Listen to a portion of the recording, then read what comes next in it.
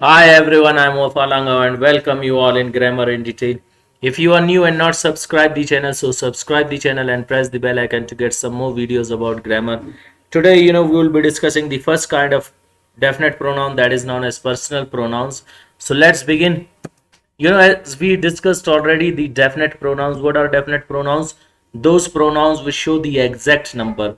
Now, exact number of nouns. Whatever the 10 kinds we will be studying, those all will be showing the exact number. So that's why we will be calling them definite pronouns. And what is the first kind of definite pronoun? That is known as personal pronouns.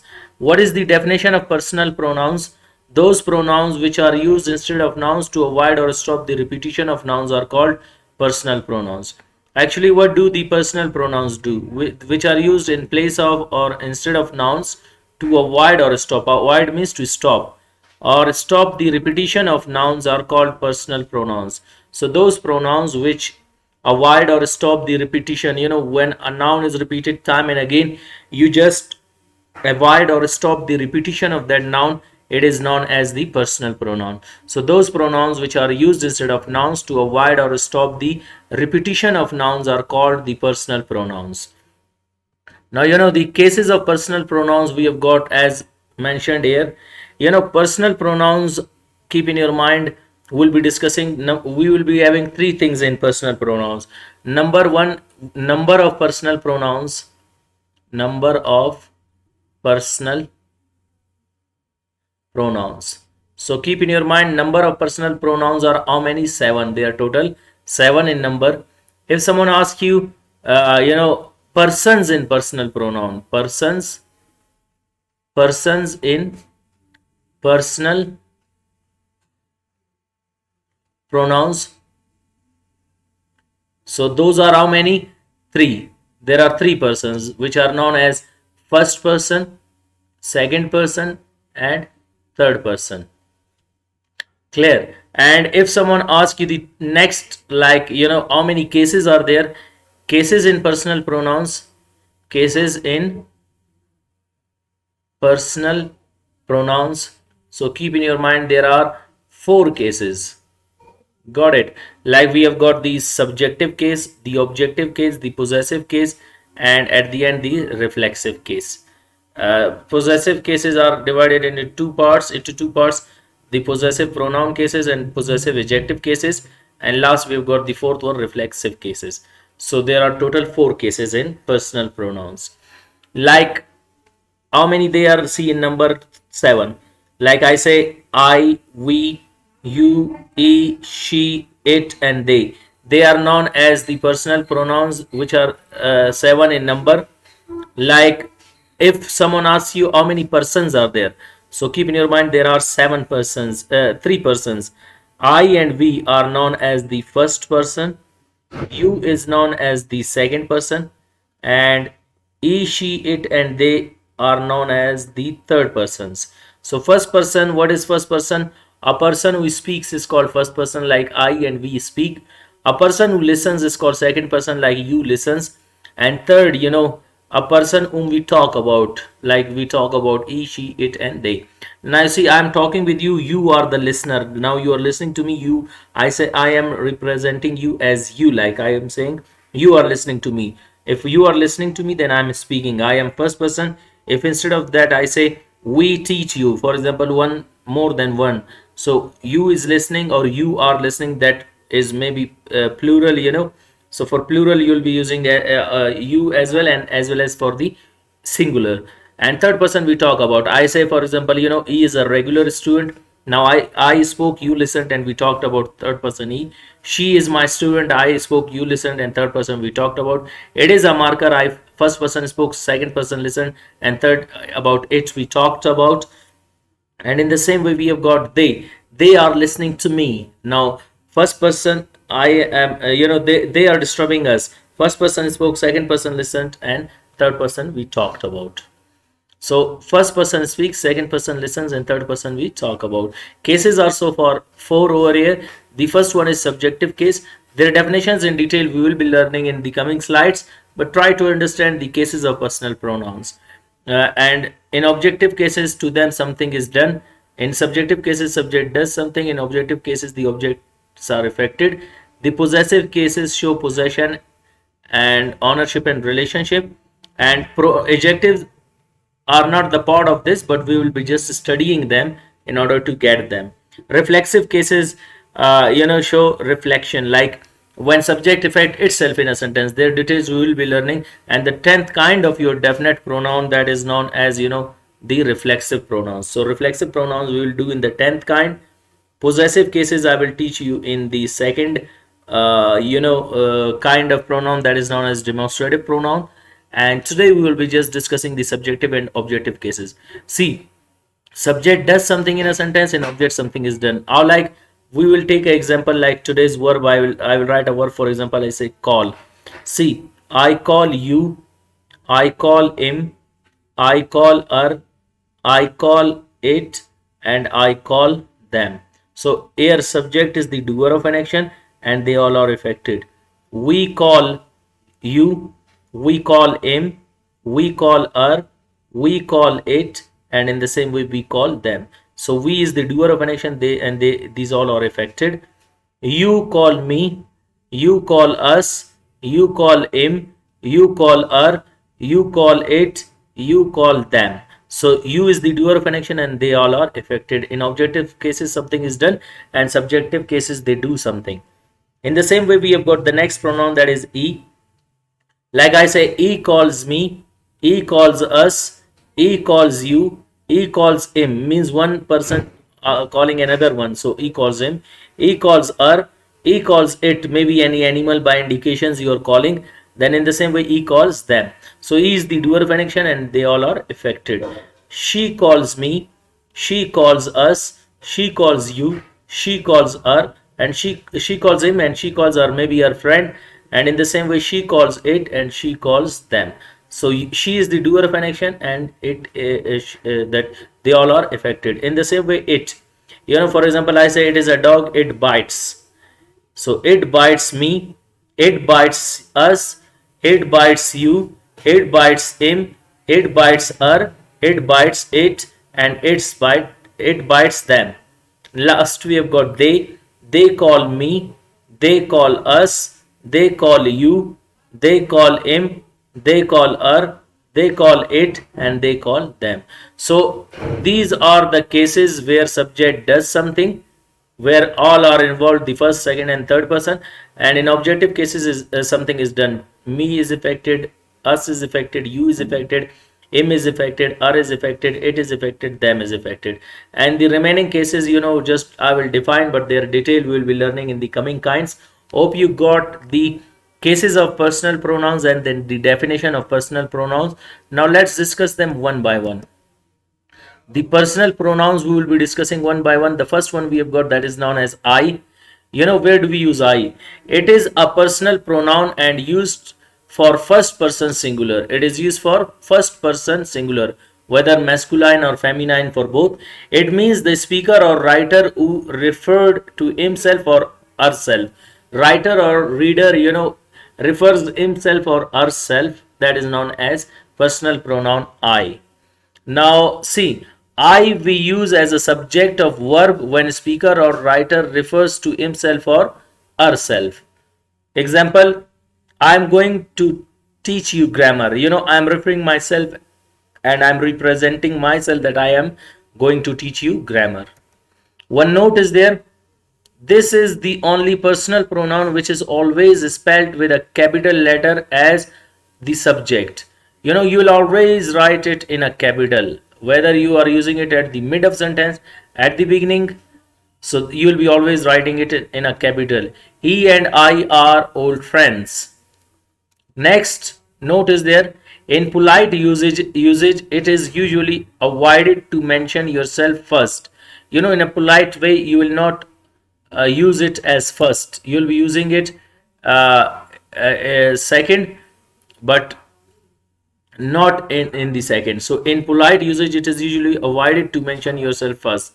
That will be a not polite way. Like I say I and he are old friends. If I say he and I are old friends, this is the polite way.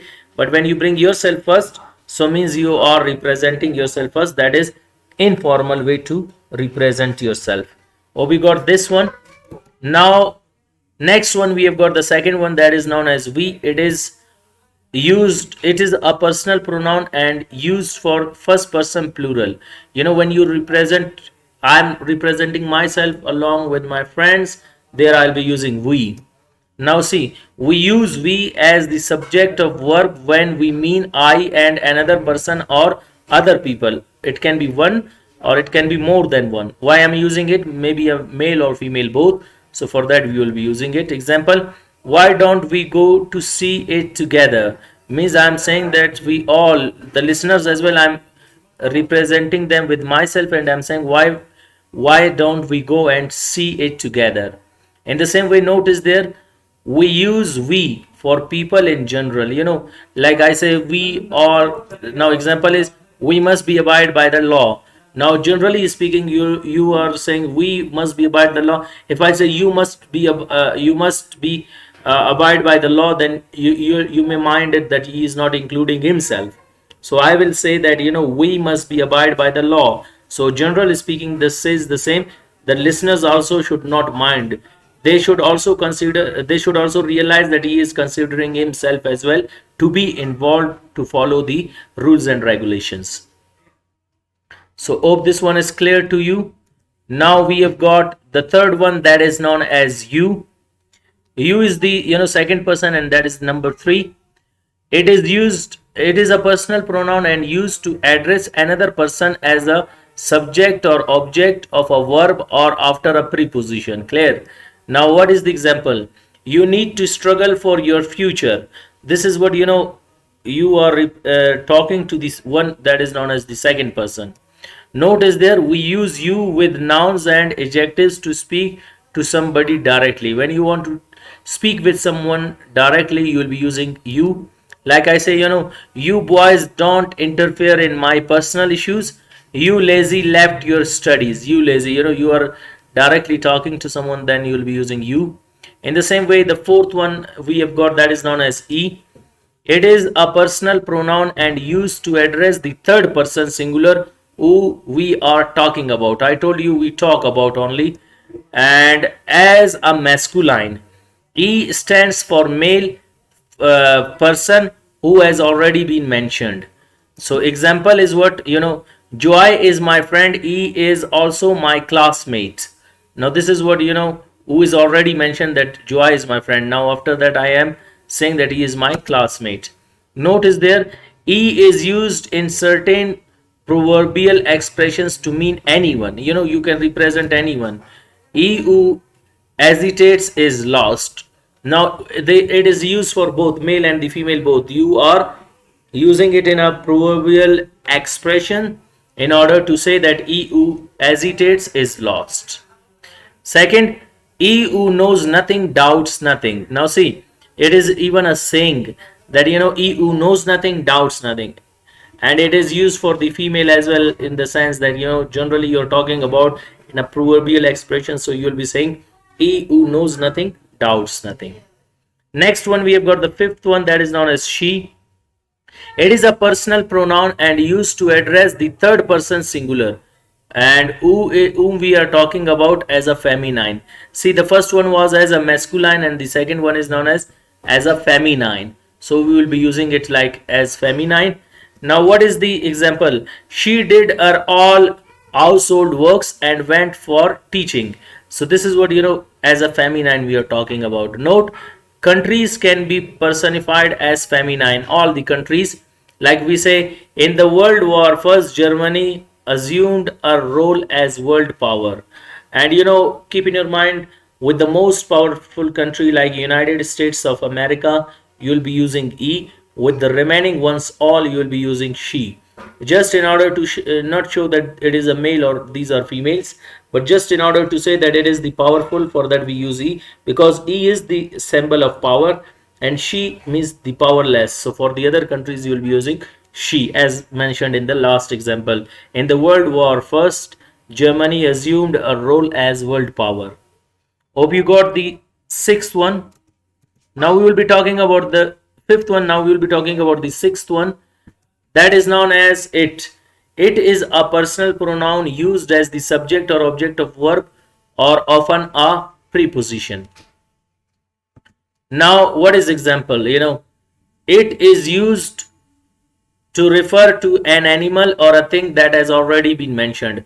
When an animal or a thing has already been mentioned, for that you'll be using, for example, see, I have a dog. Dog is mentioned already. For that you'll be using it is so loyal.